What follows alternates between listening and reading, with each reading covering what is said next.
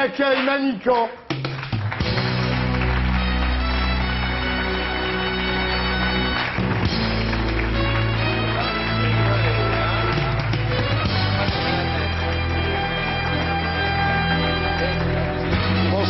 Bonsoir Stéphane Denis. Alors pourquoi vous continuez à vous faire appeler Manicamp alors que tout le monde sait que vous êtes Stéphane Denis? Parce que ça fait partie du livre.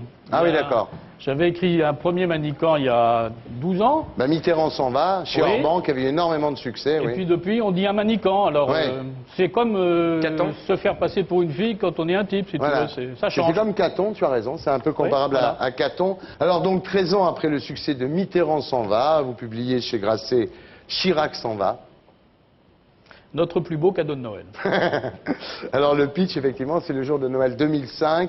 Chirac décide de s'autodissoudre. Oui, quand j'ai écrit cette histoire, je l'ai écrite au mois de juillet. Ouais, Et j'ai remis le manuscrit à l'éditeur le 15 août. ouais. Et l'histoire commence, Chirac décore des gens à l'Élysée, il fait ça quasiment toutes les semaines. Et tout d'un coup, il a un problème de vision. Et il ne voit plus la personne qui est en face de lui et il l'expulse dans le néant. Ouais. Et là-dessus, 3 semaines après, l'éditeur m'a appelé en me disant Chirac est à l'hôpital, il a Bah un oui. problème de vision. Bah oui, oui, c'est vrai, oui. Voilà. C'est absolument fou parce qu'il a des maux de tête, Oui. des pertes de mémoire, et puis un mystérieux déclic qui lui fait virer les gens de son champ de vision, enfin tous ceux qui l'agacent. Et puis après, on découvre en lisant votre bouquin qu'il peut faire réellement disparaître les gens. Au début, c'est involontaire. Il regarde les gens et les gens disparaissent. Et puis à la fin, il s'aperçoit qu'il peut les faire disparaître. Ouais. Et le dernier acte, c'est qu'il se fait disparaître lui-même. Alors c'est un roman de politique fiction, c'est une sorte de fable, hein, avec des hommes politiques ou des célébrités du microcosme. Il y a Roland Leroy qui a dirigé l'humanité pendant des années, c'est assez marrant d'ailleurs, parce que vous dites qu'effectivement il est décoré par Raffarin de la Légion d'honneur, enfin comme du bon pain, quoi, comme si de rien oui, n'était. oui. Mais ils passent leur temps à décorer d'anciens communistes. Quand on est un ancien communiste, c'est vachement bien. Ouais. C'est un super brevet. Ouais. Quand on a été vraiment stalinien, on t'aurait envoyé, toi et moi, par exemple, Ouais. au goulag tout de suite, le même côté, tu sais, dans le stade. Ça, c'est formidable. Si tu étais de l'autre côté, alors non, là, tu t'en sors jamais. Alors vous parlez de Claude Chirac, qui en fait milite pour la réélection de son père en 2007, elle.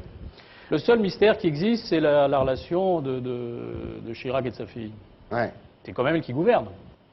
C'est sûr ça ou c'est... Ça l'a été longtemps. Ouais.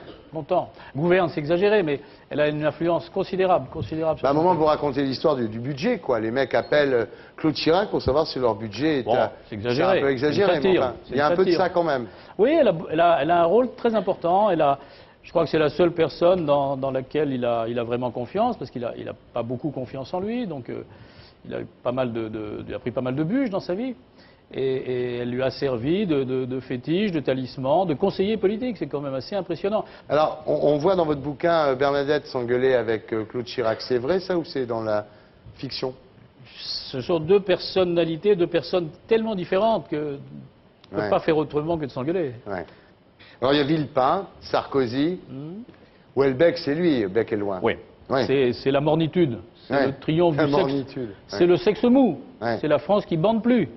C'est la fin de l'amour. Ouais. Ouais, c'est ça. C'est tout ce qu'on entend aujourd'hui. Alors, tout ça est très amusant, mais votre avis sur les banlieues qui brûlent aujourd'hui, Stéphane Denis? Je crois qu'ils ont bien fait de mettre le holà. Et je pense que ça fait une bonne vingtaine d'années qu'on ne voulait pas voir que ça allait arriver. Mais qu'est-ce qu'on peut faire maintenant qu'on a mis le holà? Continuer à mettre le holà, parce que sinon on va empoisonner la vie des gens qui vivent là-bas, c'est sûr. Mais je ne vois pas comment on va arriver à empêcher une nouvelle explosion pour un oui ou pour un non. Vous pensez que maintenant ça va être récurrent? C'est-à-dire qu'il va y avoir des choses comme ça, Je le des crains. voitures qui explosent, Je le crains comme ça des existe cocktails dans les... Molotov.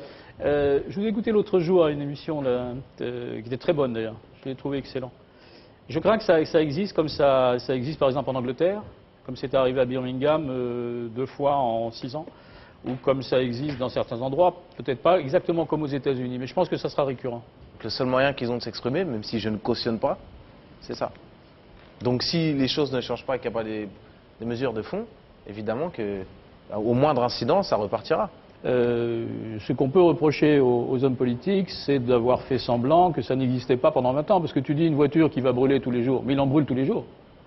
À Strasbourg, il en a brûlé je ne sais pas combien cette année. Ils en brûlent à peu près 5 ou 600 tous les jours de l'an. Donc c'est un peu tard pour découvrir la question.